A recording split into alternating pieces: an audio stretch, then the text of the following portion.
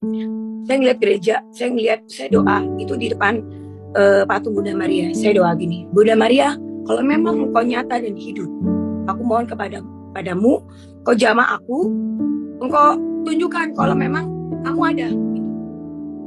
Saya doa, biar aku nih cepet ditobatin ini, karena aku nggak bisa terus-terusan kayak gini, aku capek. Tapi doa saya nggak dijawab. Sampai berikutnya saya ikut ibadah berikutnya, saya doa.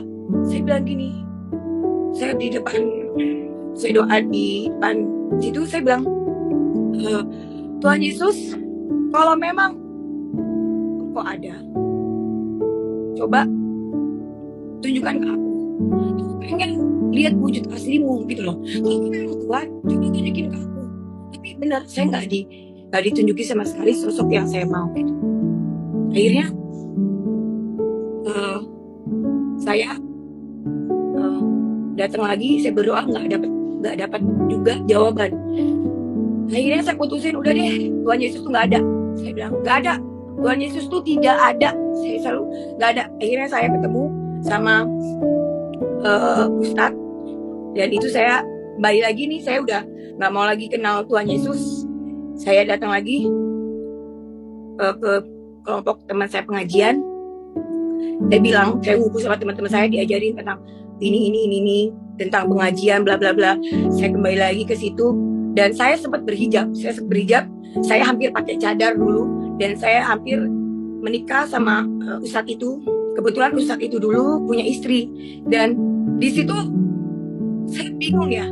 Saya mikir gini, nah kalau aku jadi yang kedua, saya bilang gini, aku pasti akan dilukai lagi, karena itu nggak akan enak. Saya bilang, saya belajar ilmu agama sama dia, saya nggak pernah merasakan apa ya, Tuhan itu di mana. Saya cari-cari Tuhan itu nggak dapat gitu loh. Di situ saya nggak dapat, bener-bener saya zonk, saya nggak pernah dapetin Tuhan itu di situ. Jadi tapi saya tetap ibadah, saya tetap sholat, dan hidup saya terutama. Dan jujur ini pertama kali saya kesaksian tentang hidup saya, sungguh sangat nervous karena pertama kali saya bersaksi tentang hidup saya yang dari kecil, yang orang nggak pernah tahu. Dan saat ini saya di Miracle TV ini saya akan bersaksi bagaimana tentang hidup saya dulu dan sampai saya diselamatkan dan terima Tuhan Yesus sebagai juru selamat. Baik, kalau gitu saya akan mulai. Pertama-tama, saya adalah anak dari kedua orang tua saya. Saya dari papa saya orang Kalimantan, mama saya orang Jawa. Jadi seperti dibilang kayak blasteran ya, cuman saya arahnya ke papa saya. Jadi saya dari Kalimantan. Keluarga saya turun dari keluarga Muslim.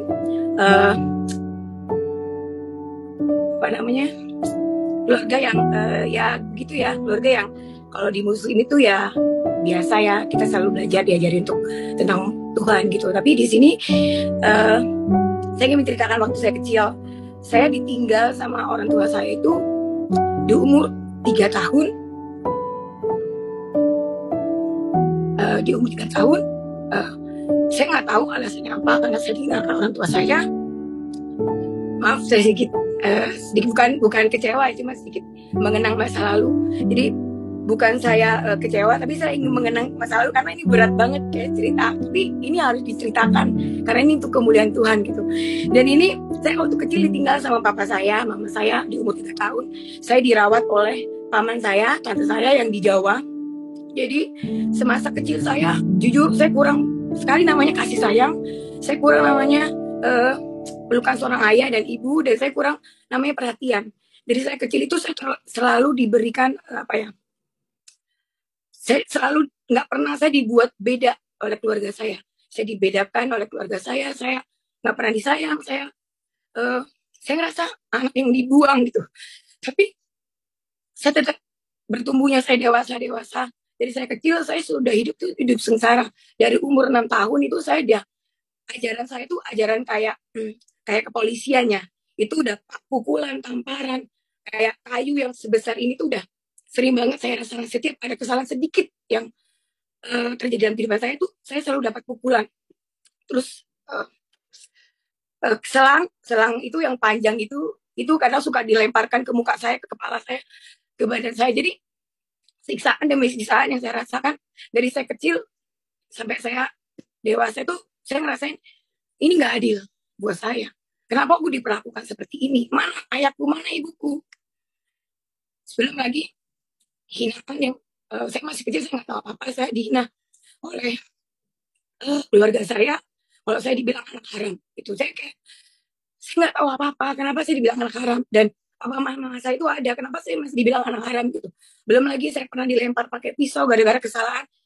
Kesalahan yang saya bikin bukan kesalahan yang bagaimana fatal, enggak. Saya lupa untuk nyapu, saya lupa untuk ngepel, ataupun saya lupa untuk nyuci baju. Itu saya udah dipukul pakai sapu, saya dipukul pakai selang, saya dimaki-maki, saya di keluar semua kata-kata kotor yang hinaan yang membuat saya kepala saya itu sakit gitu. Tapi saya terus berjalan berjalan saya, karena saya belum ngerti, karena itu masih umur, saya merasakan umur itu udah di umur 5 tahun, saya udah merasakan pukulan itu di umur 5 tahun, saya udah yang sangat berat itu saya udah ngerasain. Sampai saya bertumbuh dewasa, berdewasa, di umur saya 4 tahun, dulu saya dirawat sama nenek saya, almarhum nenek saya meninggal, dan itu beliau juga sangat kejam sekali didikannya, tidak ada kata ampun. Jadi saya ini udah terbentuk dari keluarga yang mentalnya tuh kuat banget, karena saking seringnya dipukul, kesalahan dikit aja dipukul gitu loh. Saya ngerasa pengalaman saya itu kayak berat sekali. Saya selalu berdoa. Sama dulu waktu saya di sebelah, jadi waktu saya ngikut di agama Muslim, saya merasa berdoa. Saya bilang, ya Allah, saya masih kecil, itu sekitar umur 6 tahun, masih ingat banget. Saya minta, saya berdoa, ya Allah, tolong kirimkan mama papa saya kangen, saya rindu, saya pengen dipeluk, aku sakit. Saya ngerasa ini nggak adil gitu. Bisa harus berjuang, saya harus berjuang cari uang buat sekolah saya harus berjuang buat hidup saya gitu. Memang saya dikasih makan, cuman kalau saya mau makan itu suka dibanding-bandingin. Jadi keluarga saya tuh beda gitu loh. Jadi tante saya dua-duanya tuh kalau habis masak tuh dimasukin makanannya. Jadi saya tuh bisa makan.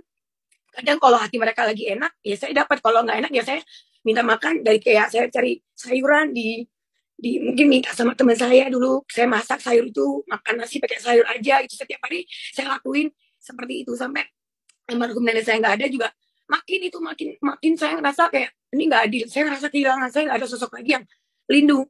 Saya di waktu saya kecil saya ngalamin pelecehan, itu itu yang benar-benar nusuk saya mau diperkosa. Saya ngerasa, Tuhan, kok kayak gini hidupku, ya Allah, kenapa aku kok diginikan, kenapa aku dilahirkan seperti ini gitu. Saya berjalan terus berjalan, tapi saya ngerasain itu bukan sekali dua kali saya mau dilakukan pelecehan gitu loh. Kenapa? Apa yang salah dengan tubuhku? Apa yang salah dengan diriku? Saya selalu bertanya-tanya. Sampai saya bertumbuh dewasa, saya di hati kecil saya ngomong ke tante saya dulu. Saya bilang gini, nanti ya kalau aku udah besar, orang yang kamu sia-siakan ini, aku adalah orang yang benar-benar suatu saat yang akan mengerti dan tahu dan peduli pada saat kamu susah gitu. Itu aja dari saya waktu kecil. Sampai saya bertumbuh, saya kerja, saya sekolah lagi, nerusin sekolah saya, dan bertumbuh itu ada kepahitan. Kepahitan saya itu dendam sama orang tua saya. Saya jahat, jahat sekali saya jahat, saya saya pengen cari laki-laki yang kaya, tujuan saya. Kenapa? Kalau saya kaya, saya nggak direndahkan orang. Kalau saya kaya, orang nggak memandang saya sepele. Kalau saya kaya, saya bisa membeli apa yang saya mau, karena dari kecil saya nggak pernah dapetin apa yang saya mau. Gitu loh. Kalau saya kaya, saya bisa membeli orang-orang yang mengatakan kotor tentang saya gitu. Saya suka bilang kayak gitu. Dan bertumbuh dewasa, dendam. Saya jahat. Saya suka